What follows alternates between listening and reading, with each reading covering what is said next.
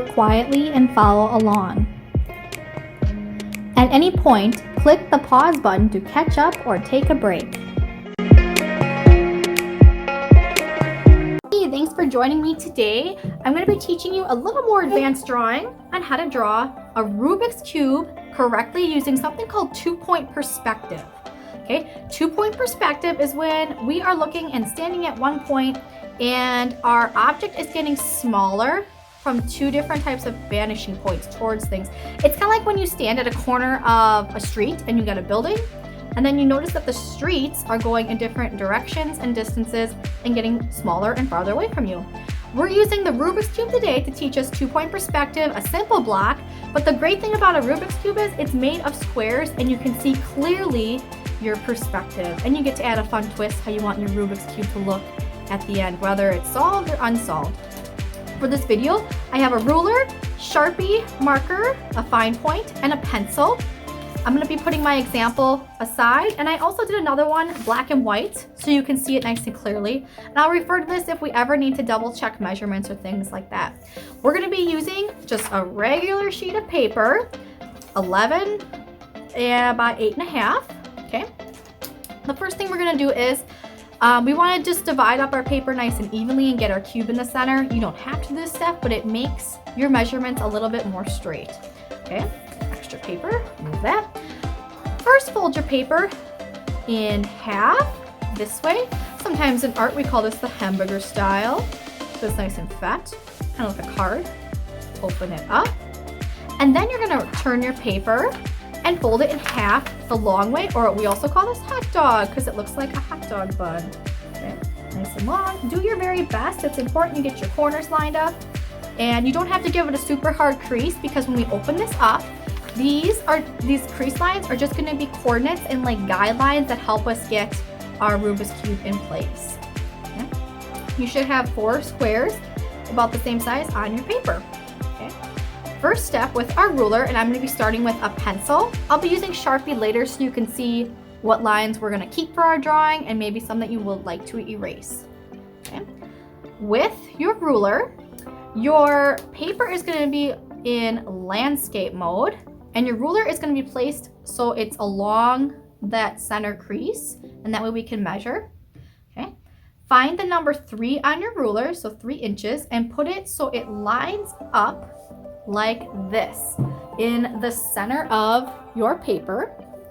So 3 is going with the line that's running horizontal. Okay. From the top of your ruler, hold it in place, draw a line down to 3 inches, and then again following through to 6 inches. Okay. Our Rubik's Cube is going to be divided, but it's essentially going to be 6 inches tall in the center of our paper. Next, what we're going to do is we're going to mark our vanishing points. Our vanishing point is where things are, it's like the furthest point in the distance where the angles are being drawn towards to of our cube. Our vanishing points are going to be along the horizontal crease, but at the edge of the paper. So I'm just putting a small dot on each side. This is just a reference point for you as you're drawing. A lot of our lines are going to be going to these points. Okay, so make sure you have 2 vanishing points, left and right side. The next thing we are going to do is, I'm going to look back at here. We are going to measure the distance from our vanishing point on each side so we can start putting in the edges of our Rubik's Cube. So the measurement I did for mine is about 2.5 inches. Okay, double check over here. 2.5 should be just fine.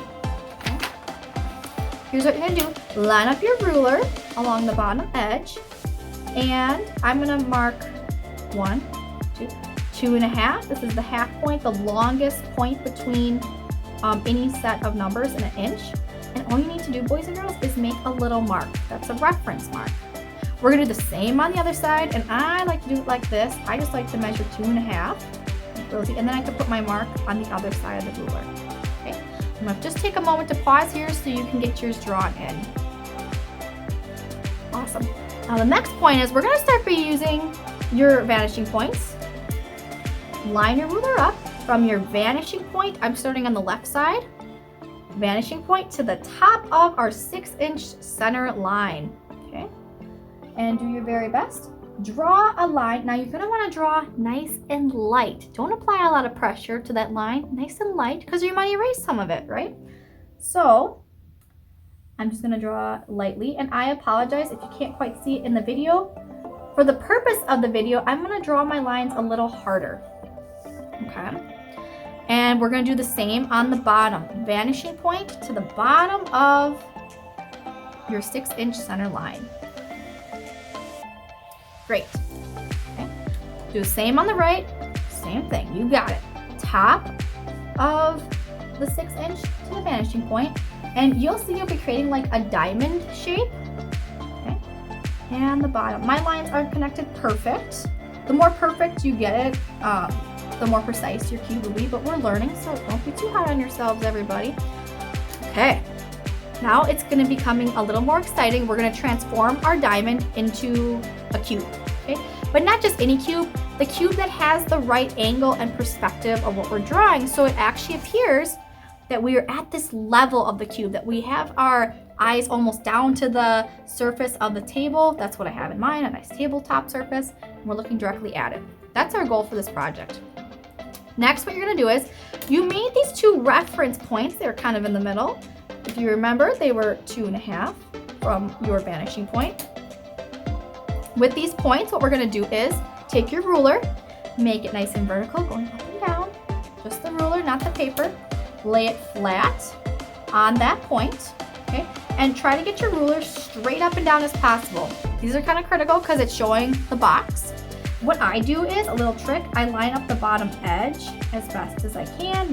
That way I know this is straight down here. This is more likely straight on the side. The ruler should be lined up the edge so it goes through your reference point, okay? Here's what you're drawing. You're gonna only draw a line that is in between the top and bottom part of that diamond. So like this. Okay. I'll remove it so you can see. The line does not go outside that diamond. We're creating the outside of our cube. Same on the other side.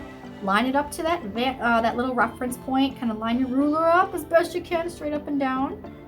And draw a line going through that reference point. Stopping and not going beyond the diamond. This is what it should look like so far. Awesome. Let's continue on. We're now going to draw our lines inside the cube.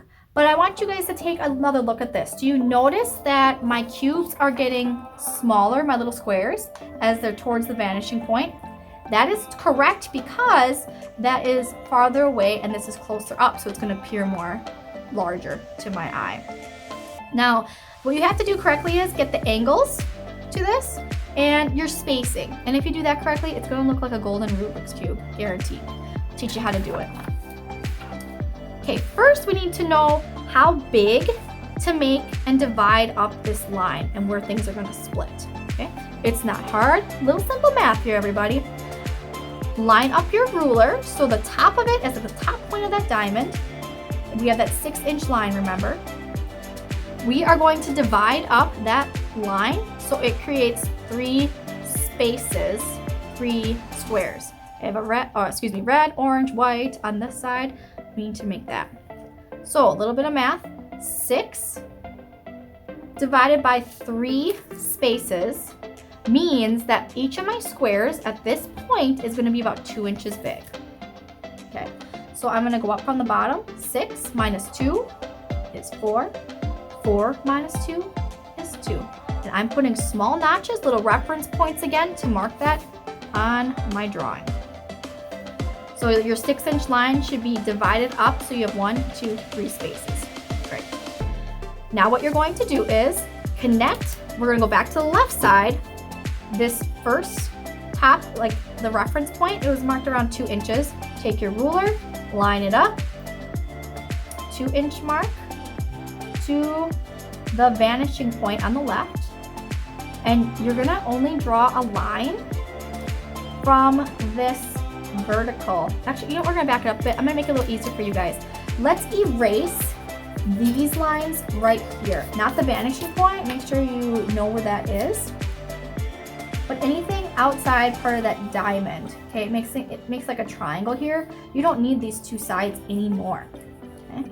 we're making a cube, so this is going to be the edge of the cube. It's right here, in case you can't quite see that. Okay, and you can do it on both sides if that's easier for you. You can also leave them to the end. That's totally fine, whatever you are most comfortable with. Now it's probably a little more clear to see our cube. Let's go back to this 2-inch point right here. Line up your ruler, that to the vanishing point on the left side. We're drawing the left side of the cube, that's right here. And now I'm only going to draw a line from that point to my vanishing point, but I'm going to stop when I hit my side of my cube, so that way my lines remain inside the cube to divide it up. Same thing at the bottom point, that was around our 4-inch mark. Okay, and draw a line to the vanishing point, but stop when you hit the edge of the cube. Very good, and you can probably see the perspective already start to come along. Same thing on the other side, 2-inch point to the vanishing point, and we're going to stop when we hit the edge of our cube. Same thing at the bottom, 4-inch mark to the edge of the cube. Everything's going to your vanishing points, getting drawn to those distant marks. Very good, everybody. This is a really great start. We have a basic cube, we got some lines.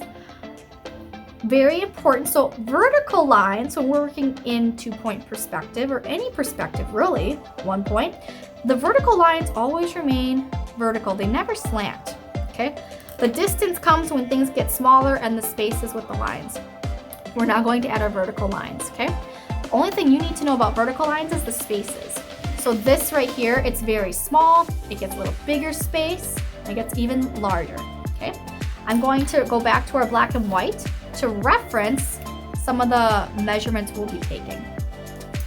We measure along that fold line, and it looks like this first one, this is a 1/2 inch, and then we have an inch, and then the remaining space, which is 1.5 inches, is our largest cube. You probably notice a pattern. We're going up about 1/2 inch each time, and it's the same on the other side. So let's do that. Line your ruler up so it's along the vertical fold line, and that the edge of the ruler is at the edge of your cube. Make a small mark to indicate the 1/2 inch, the halfway point between 1 and the edge, and then we go 1 inch away from that mark because we want a 1-inch cube. So 1 inch away from 1/2 is 1.5. It's right here. And then we will have 1.5 inch cube remaining left in that space. Okay. Same thing on the other side, except we're reversing it because it's getting smaller now. Okay. And don't worry about if your cube's not exactly perfect. We're learning. Okay. Our first cube, I'm going to bring this back kind of as a reference. We went 1.5, 1 inch, 1/2. So first cube, this space right here, 1.5. Then we went to, it looks like 2.5 right here. My cube got a little short, that's okay. It's only about 1/2 inches remaining. So it goes from this point, you mark 1.5, 2.5, and then that's the remaining space. All right. Next, what you do is, again, we're almost done. This is the final step. We line our bottom edge of our ruler up, because we're making vertical lines. You're going to draw a line from the top of your cube down through those points and touching the bottom of the cube you created. You're really going to see it when we get this next part done. Okay, lining up my ruler, drawing a line down. Boom. That is it. Let's do the other side. Lining my ruler up through the point, pulling the line down, and one more time, pulling a line down. The right side of my cube was a little smaller than my left. I can tell by the spacing, but that is okay. It's all part of the process. And we're humans. It's not going to be perfect, right? So what I do next is, this is when I could go back and erase some of the lines we did not use. They were just more guidelines. But more things you can add in the picture. We want our cube to sit on something. Okay, it needs to be on a surface. It's not exactly just floating in midair and we're staring at it from this angle. I like to add in some type of surface or ground. You have the choice as the artist where you want your Rubik's Cube to be. So I just like to line up my ruler horizontally. Your horizontal line, to make it look more correct, should be kind of close or around where your vanishing points were. That kind of indicates the horizon line where things are being drawn to that point. It could be a little taller, could be a little bit shorter. Now, where is your Rubik's Cube, artist? Mine, I made so it's kind of on a shelf. You can make it so maybe, like I'm gonna do this one, so it's in some tall grass, and this is very sketchy. I will probably color this and make it look a lot better. But anyway, it's in grass. Maybe I can have ants down here in a place. Where is your Rubik's Cube? Does it have other objects around it? Okay, keep in mind, you know, your vanishing points, it may get a little smaller towards the edge of your paper. Or if it's a teddy bear, maybe it's just, you know, sitting next to the Rubik's Cube, that's totally fine. You have choices as an artist. Tune in to some of my shading videos to learn all the different ways to apply shading to an object and different ways that you can imply shading through sketching, smudging, all those things like that. Thank you for watching. And what I'm gonna do next is I'm gonna go over my main lines and with a Sharpie so you can see it nice and clear. Alrighty.